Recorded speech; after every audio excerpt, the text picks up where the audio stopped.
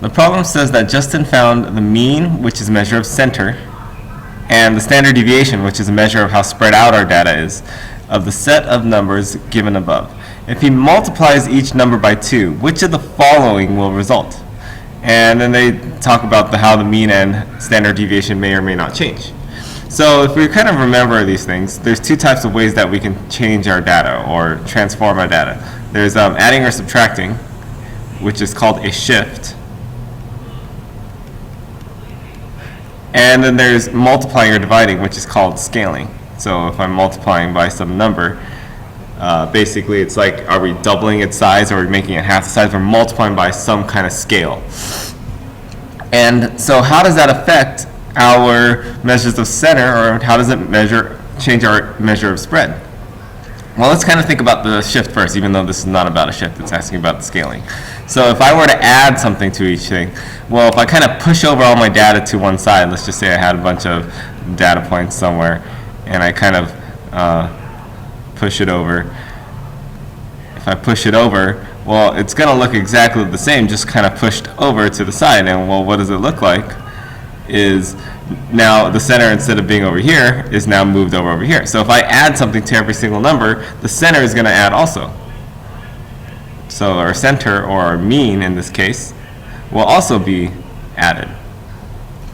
But when we look at how much more spread out, if I just kind of push it over, well, the measure of spread, which is how spread out our data is, it doesn't even really change. It stays exactly the same.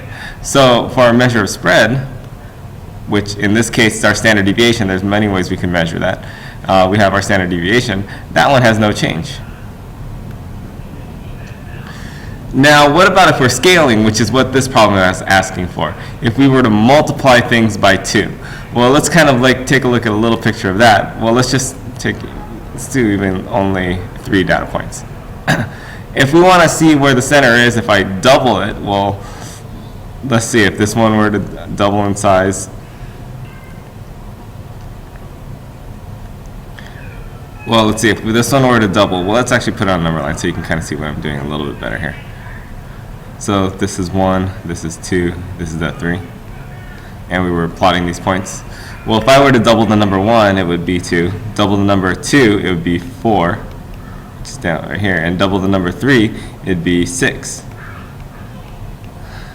And so we can see the measure of center, which was at 2 before, is now at 4.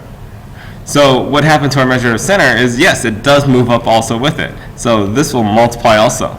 Well, what about the spread? Well, here how spread out it is, and we won't use the standard deviation, but just to see the spread, it has a spread of about 2, which is our range in here. Whereas when I double it, now it doubles also. If I look, it goes from 2 to 6, which is double the spread of this. So that would be 4. It's doubled. So this also multiplies by 2.